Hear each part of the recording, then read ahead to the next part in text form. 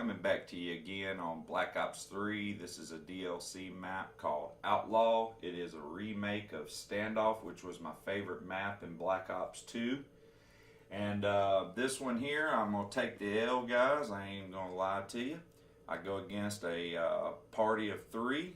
One of the party guys is rocking the nuclear calling card, so they've actually got a nuclear, so that tells me they're pretty damn good if they did that.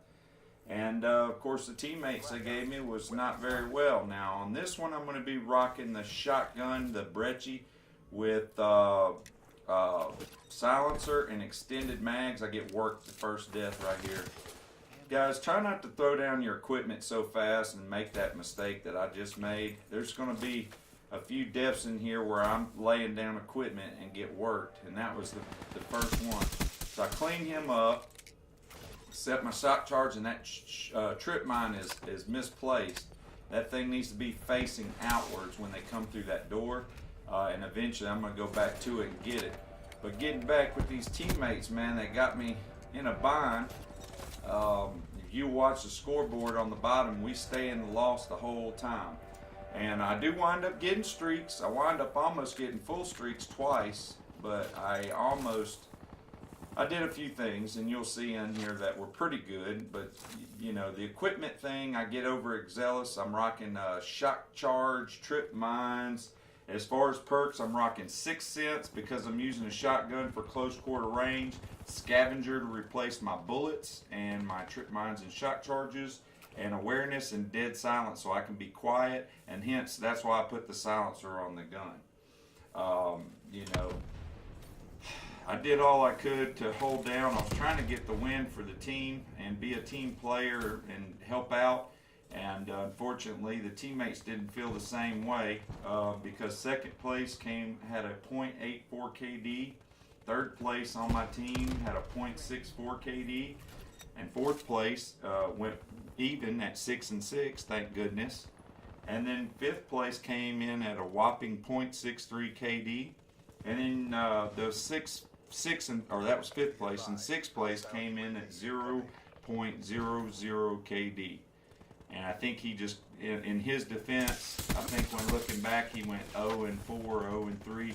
So he kind of just got put in the game, maybe, I don't know.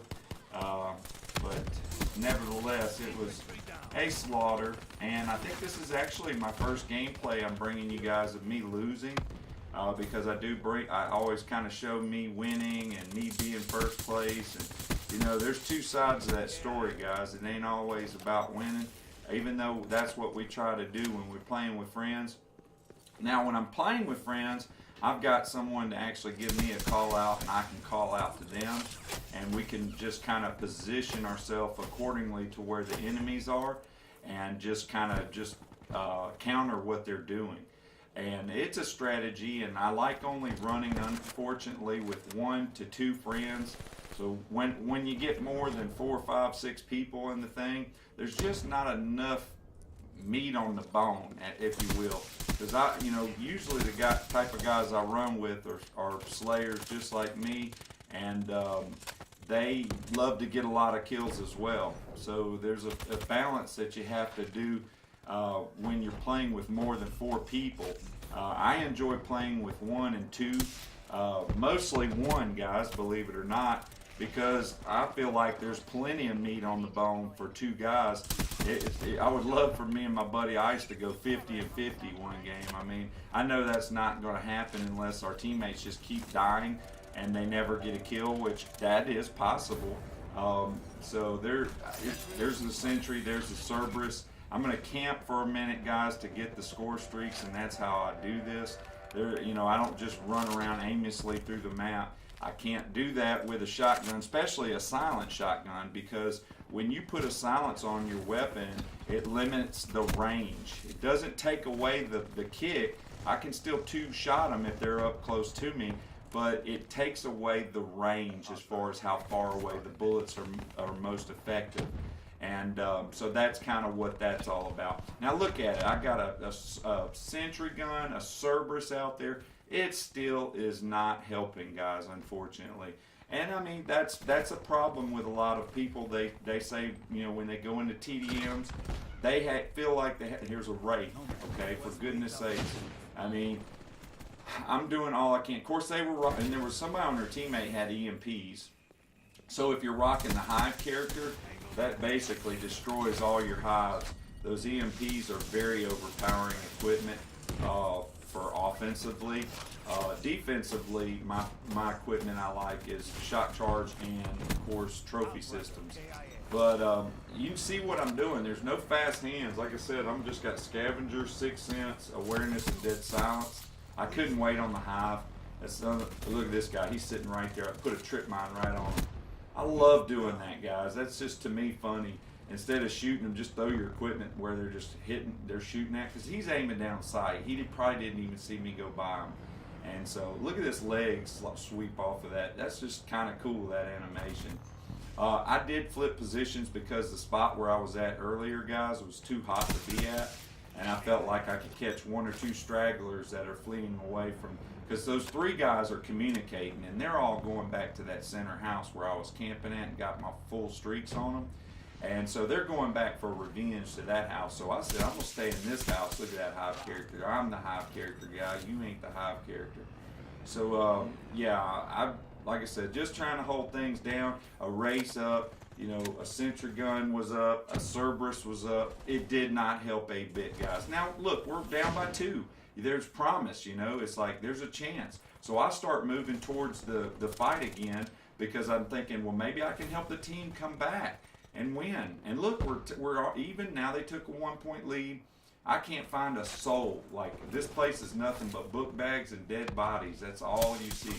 I clean him up on out too, then set this Cerberus down. I got a sentry gun, guys, but guess what? I get work going for this book bag. Here's your second death. That's your second death. That was ridiculous. Now I'm 28-3 or something like that. And so, you know, I wanted to set that sentry on top of that. That would have been so cool to set that up there on the corner of that brick little fence or whatever. I was going to set it right at the top, and it just did not work out for whatever reason. So, you know, guys, I'm just trying to flip the positioning of the sentry and stuff like that, and go back over to the center where we had a little more fun. Touch this guy back, set the hive, and I get shot right there while I'm laying hives. That's one of the worst things that can happen to you when you have the hive character, other than getting your hives EMP'd. See his nuclear? He's got a nuclear thing that pops up every time he kills somebody. He's got the calling card. He went 30 kills without dying, just weapon only. So, I mean, that must be nice, but he didn't do that on this game, guys. You'll see at the end, I have a better kill death ratio and everything else. Yeah, I got worked on that one. That's my fault. And game's coming to an end, guys. It's not, there he is. See, you can look at the scoreboard, man. I did what I could do, but my teammates just couldn't hold it through on their end. Guys, I hope you liked it or learned something from my mistakes for sure. And just wondering if this ever happens to y'all on TDM. On time, I'm out.